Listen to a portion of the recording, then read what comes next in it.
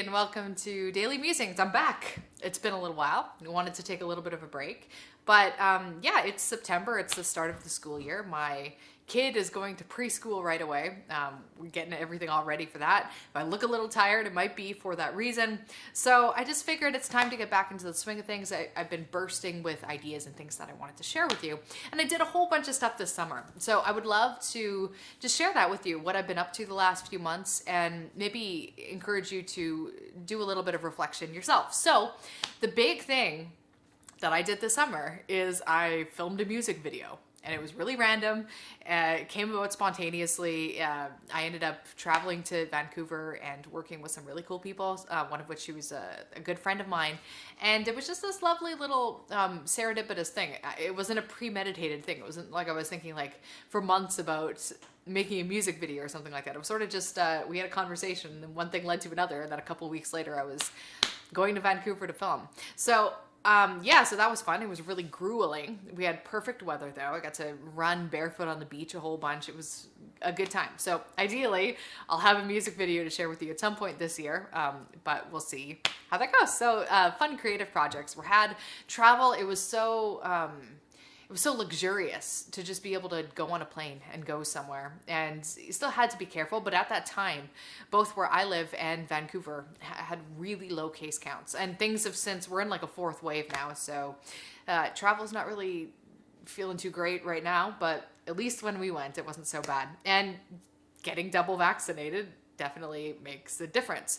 They're even talking about in my neck of the woods getting a third booster vaccination at this point, so we'll see how that plays out. But those are some of the things that I was up to this summer. That was like the big deal thing. Something that came out of that actually was I feel like I'm like slapping my knees a lot, like we're having a hoedown or something. You can't see that. But one thing I was thinking that came out of this randomly was a new creative project that I've been working on, perhaps foolishly. It doesn't really make sense for me to take on more creative projects. I'm already kind of like tapped out in that department. There's a lot I'm doing. I don't have enough time to do all the things that I want to do, but there it is. I'm not going to share details about it yet, but it is related to film and related to people that I've seen and met in Vancouver. So that was one thing. I have a garden, so I've been spending the summer gardening.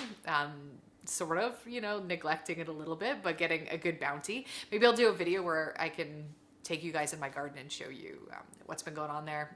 It's been pretty fun. I've been grocery shopping in my garden lately. I was slapping the knees again.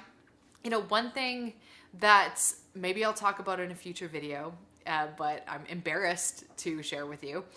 And I figured, you know what, just you guys are nice people. This is like a nice non-judgmental space. Said no one ever about YouTube. But I'm 27 days into quitting smoking, so that's a good thing. That's a challenge. Backstory there is I used to smoke when I was a lot younger, and I quit for a really long time. And a couple years ago, I sort of stupidly picked it back up again. It was a little bit of an on again, off again relationship, and then it kind of just started tipping more and more, and it became more and more chronic, and then I just had to stop. So again, quitting once is not fun. Quitting a second time, or as it feels more accurate to say, like a dozen times in the last 6 months. Very not fun, but very important. It's been a rough couple of years, but I feel kind of silly saying that because who hasn't it been a rough couple of years for with COVID? So anyway, that's a thing that I've been doing this summer, and that sucks. But it's good. It's good. It's good pain. I'm not a slave, so that's working on that. So I've been reading books. I always do that. I've been reading The Economist. I always do that. I created a course. So I made a course for piano teachers.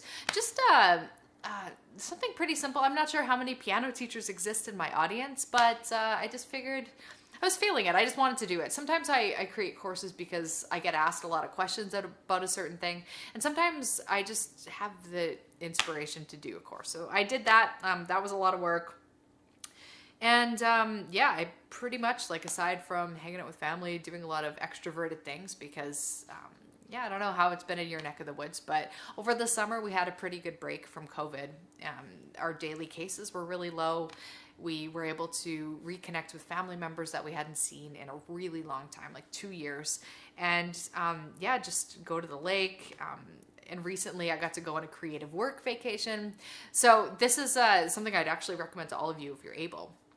Because it's the thing that you can kind of do during COVID anyway, but just if you can clear a few days and maybe go to a different city. I just went to the local city, so I didn't go anywhere far. It was a pretty short drive. And I just got a hotel and I spent my entire vacation working on a creative project. But what that translated to is eating really good food, bouncing around from different restaurants, drinking good coffee, bouncing around to different cafes, and having good beer, bouncing around to different pubs, and watching bad movies on hotel TV, which is always a good time. And that was pretty much. But it felt like vacations. I feel like sometimes you just want to do nothing, but this was very much not the spirit of what I was feeling. I didn't want to do nothing. I wanted to do something radically different from my daily life. So going to a different city and staying at a hotel, already different from my daily life, already has a quality of specialness about it. But having like very specific creative goals tied into that made the vacation actually feel pretty meaningful. And I got quite a bit done. So that was another fun thing. But that's my summer. That's what I've been up to. So thanks for hanging out and hearing what I have to say. One thing that I would really recommend to you, I do this on a quarterly basis, but I would just go through I don't know if you take any notes about, like I do weekly reviews where I make notes of all the things that I was working on and doing and the things that I didn't do. I journal also. So every quarter or so around the turn of the seasons, I'll go through my journal, I'll go through my weekly notes and basically make a list. It doesn't matter if it's like a minor thing or a major thing. So for example, like growing a garden is a pretty medium thing. It's not like a big deal or anything, but it's like filming a music video is a really big deal. There's certain things like visiting with my family, maybe that's a little smaller, but like everything that had any kind of impact or relevance, I would put on this list for the last 3 months. Because it can be really nice to reflect on what you've been spending your time doing. Because there's always going to be something. Even if you felt like you were super unproductive, well, did you have a lot of high quality interactions with your friends or family? And if you really can't find anything, then it's useful to use that as a way to think about, okay, I'm going to be more deliberate about the last 4 months of the year, September through December. Maybe I don't have a strong memory of the highlight reel of the summer, but for the fall and leading into winter, these are the 3 big things that I want to do. But I often find that the act of reflecting on the previous quarter to be really illuminating. It makes me realize, wow, a lot happened.